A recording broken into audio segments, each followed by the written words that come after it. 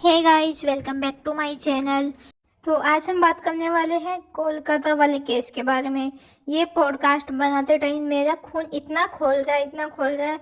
बहुत बार मैंने बनाने की कोशिश की थी, इसके बारे में रिएक्शन देने की कोशिश की थी, लेकिन मेरी हिम्मत नहीं हो पाई। आज बड़ा हिम्मत करके मैं ये सब बोल रही हूँ।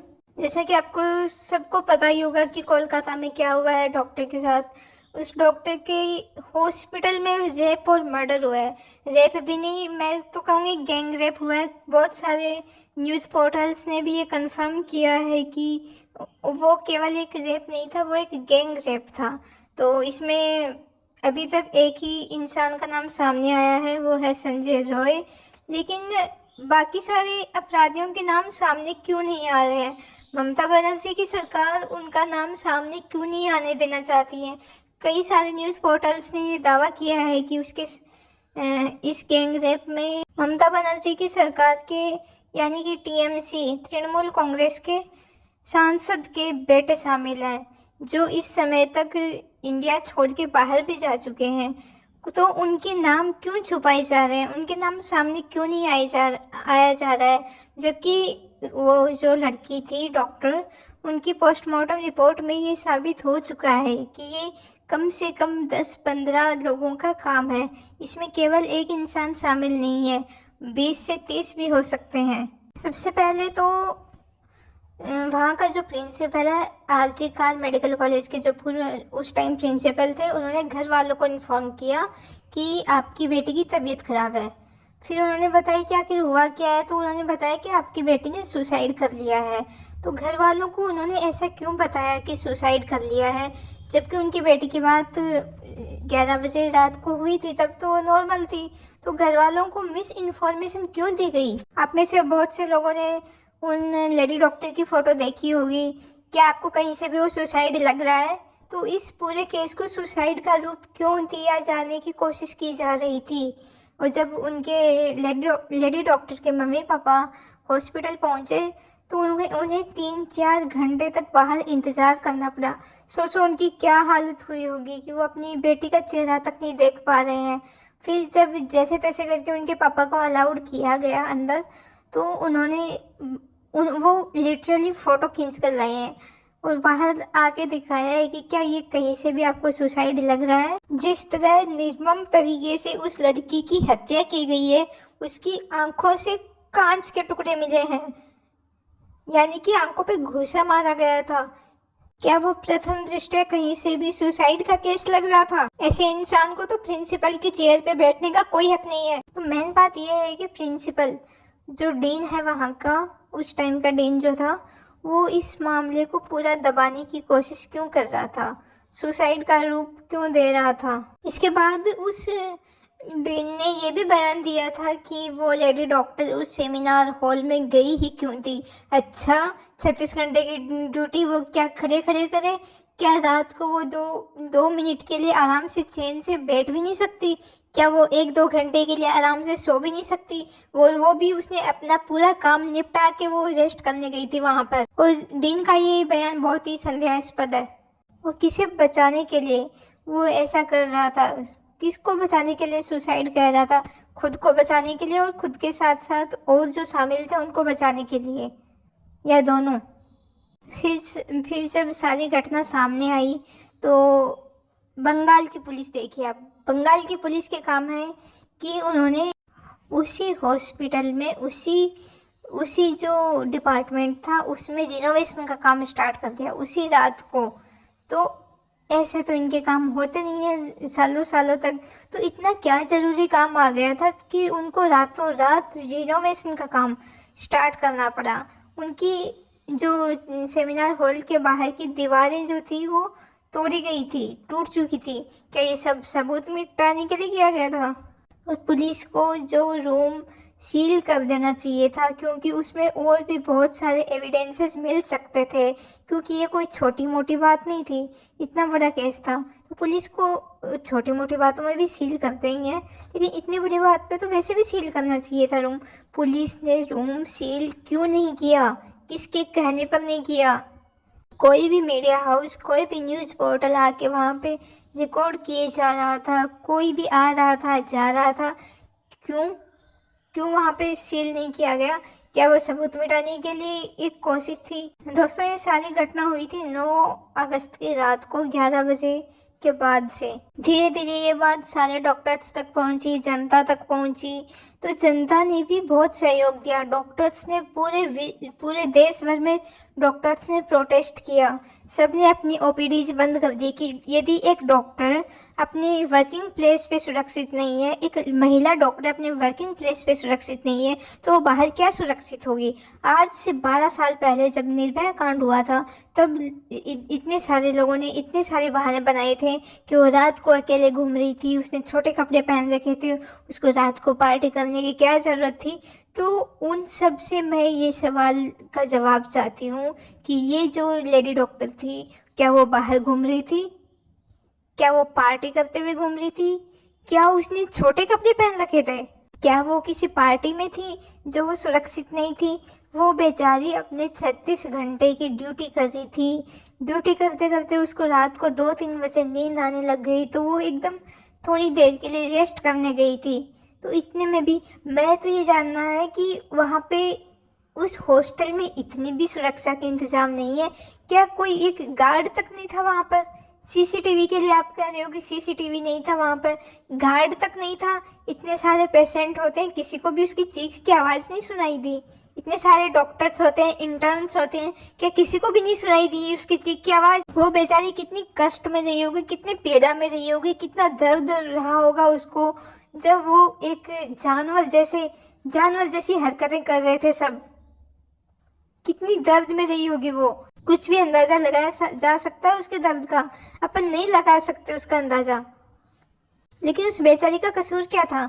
वो बेचारी अपनी बस ड्यूटी कर रही थी, और उसके ऊपर से ममता बनर्जी जो खुद एक औरत है, वो ऐसे लोगों को बचा रही है जिन्होंने इस एक लड़की के साथ इतना बुरा किया है। मैं तो कह रही हूँ, ममता बनर्जी क्यों, कोई भी सरकार हो, ममता बनर्जी की जगह कोई और दूसरी पार्टी भी होती है और वो भी ये काम करती कि अपराधी को बचाने की कोशिश करती, तो वो भी इक्वली उतनी ही जिम्मेवार होती। फिर क्या हुआ? 9 अगस्त की रात की ये घटना है, और 14 अगस्त को रात को 11:55 पे सब डॉक्टर्स ने ये सोचा कि हम 11 आज़ादी मतलब अगले दिन 15 अगस्त आज़ादी स्वतंत्रता दिवस था उस दिन, कि हम उसे एक रात पहले मतलब उससे 5 मिनट पहले हम शांतिपूर्वक कैंडल मार्च करेंगे। तो इतने सारे गुंडे भर भर के आए ट्रक्स में, लगभग 2000 से 5000 की संख्या में। उन्होंने उन डॉक्टरों को खदेड़ना शुरू कर दिया। कुछ लोग तो इतने घटिया और ऐसे थे कि गर्ल्स हॉस्टल की छतों पे चढ़ने लग गए थे। इतने सारे गुंडे भर के आए थे। क्यों आए थे वो गुंडे? बस इसलिए कि ये जो डॉक्टर्स हैं इतने सारे, उनको खदेड़ने के लिए, उनको डराने के लिए, ताकि वो जो बात थी वो वहीं की वहीं रह जाए, और पूरे देश भर में इतना जो प्रोटेस्ट हो रहा है वो इतना ज़्यादा ना फैले। और वो तो आपको भी पता है, हमें भी पता है कि वो गुंडे किसके थे। फिर वो जिनको मॉब का नाम दिया गया, वो सब ये पूछ रहे थे कि सेमिनार हॉल कहाँ है, मतलब जहाँ पे ये सब दुर्घटना हुई थी वो हॉल कहाँ है, ताकि वो सारी भीड़ उस हॉल में जाके अटैक कर दे और वो सारे जो सबूत है वहाँ पर वो सारे नष्ट कर दे। भीड़ का मेन मकसद ये था कि सारे सबूत नष्ट कर दिए जाए और डॉक्टर्स को वहाँ से खदेड़ के भगा दिया जाए और उनको डराया जाए, उनके मन में डर बिठा दिया जाए। और बेचारे डॉक्टर्स भाग भी गए थे अपनी जान बचाने के लिए। रात को डॉक्टर्स ने उस रात को सोशल मीडिया पे मैसेज किए थे इतने कि वी आर इन डेंजर, हमारी जान खतरे में है। देश में इतनी ज़्यादा असुरक्षा का माहौल हो रखा है। एक ऐसा राज्य भी है अपने यहाँ पर, पश्चिम बंगाल, जहाँ पे डॉक्टर्स तो क्या कोई भी सुरक्षित नहीं है। कोई लड़की अपनी ड्यूटी कर रही है वो भी सुरक्षित नहीं है। तो जो इतनी भारी संख्या में जो भीड़ आई थी, जो गुंडे आए थे, वो किसने भेजे थे? वो गुंडे नॉर्मल जनता, आम जनता तो भेजेगी नहीं। आम जनता तो विरोध तो बिल्कुल नहीं करेगी, क्योंकि आम जनता डॉक्टर्स को भगवान मानती है। तो वो साथ भी नहीं दे रही होगी ना, तो वो विरोध तो बिल्कुल नहीं करेगी। और किसी को नहीं पड़ी कि वो किसी का विरोध करने के लिए इतना वो भीड़ इकट्ठी करे और ये सब करे। वो क्लियर कट गुंडे थे, और किसके थे ये आप भी जानते हैं, मैं भी जानती हूँ। यदि आपको नहीं पता है तो मुझे कमेंट में पूछ लीजिएगा। उसके बाद मामला वहाँ के वेस्ट बंगाल के पश्चिम बंगाल के हाई कोर्ट में पहुंचा, तो वहाँ के हाई कोर्ट ने भी कड़ी शब्दों में निंदा की। कलकत्ता हाई कोर्ट ने डॉक्टर के साथ रेप मर्डर केस में इस बात पर चिंता जताई कि पीड़िता की मौत को आत्महत्या बताने की कोशिश की गई। कोर्ट ने माना कि राज्य पीड़िता या उसके पिता के साथ नहीं है।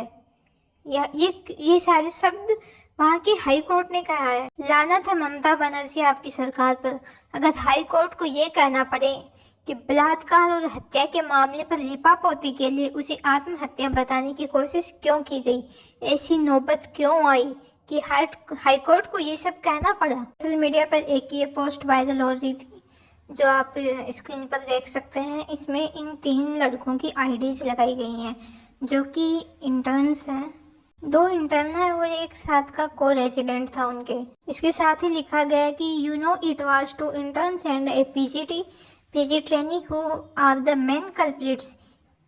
The main culprit is named Subhanjan Singh Mohapatra. His father is an MP. All 3 already left the country. The civic body worker was a scapegoat. These trio were into drug peddling and some call girl racket. Momita had threatened them, telling they should stop or she will inform the police. तो यहाँ पर एक तरफ से speculations भी लगाए जा रहे हैं कि उन लेडी डॉक्टर के साथ का एक रेजिडेंट और 2 इंटर्न भी इस वारदात में शामिल थे, और वारदात में शामिल नहीं थे, मेन जो वारदात को अंजाम देने वाले वही थे।